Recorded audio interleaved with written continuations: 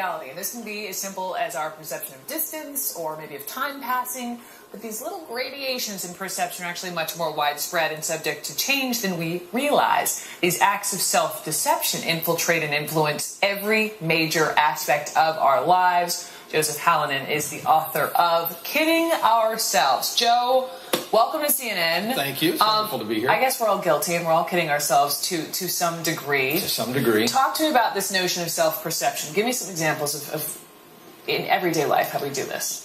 A real easy one is report cards. I know a lot of people at home are getting the kids home now from school to get the report cards.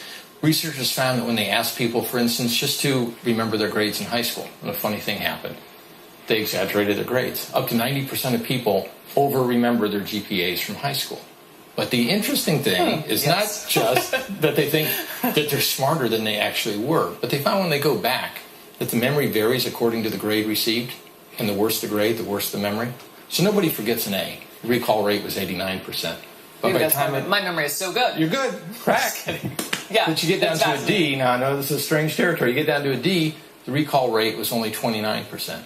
So people tended to remember the good and forget the bad, but they did it automatically and with no idea that they're really doing that. Okay, so that's everyday life, and we can relate to grades. We were talking, and you're really fascinated specifically with athletes and sports, and there was this recent poll of half of all sports fans believe that the outcome of the game is affected by supernatural factors. I was just at a baseball game this week, totally had the rally hat on, because naturally if I wore my baseball hat a certain way, the Red Sox would win. They had the beards for the World Series. They won. You're adjusting your glove. I don't know what you're doing as an athlete, but it seems if you feel like you're doing something to affect the outcome, does it translate? It does. It actually does. Into tangible results. And if you've played sports, going in there with confidence is hugely important. And they proved this just a little while ago.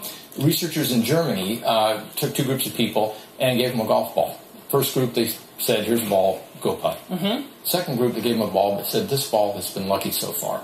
Gave it to them, go putt. Lucky ball. Lucky ball. Like lucky socks or lucky hat. How they do? Guess who did better? The people who believed that they had a lucky ball actually golfed much better than the other group. And they repeated this with a number of other tasks and found that when people believed that they had some lucky ball or lucky whatever, they actually performed better. And it was the confidence. What about men and women? Who is most guilty at self-deception? It's a close call. It depends on what you look at. But if I had to flip a coin, which side would I go to? I'd probably say men, particularly in the area of confidence.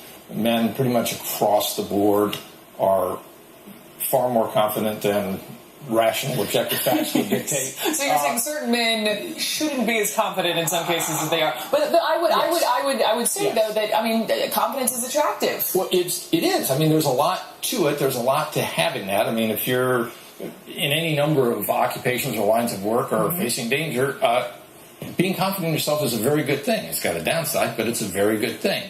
And men seem to have a lot more of that in many cases than women do, but there's enough on both sides to go around. So, Alan, fascinating. Thank you so much. Again, your book is called Kidding Ourselves. Nice to meet you. Thanks, Brooks. It's been a pleasure. And you do not want to rely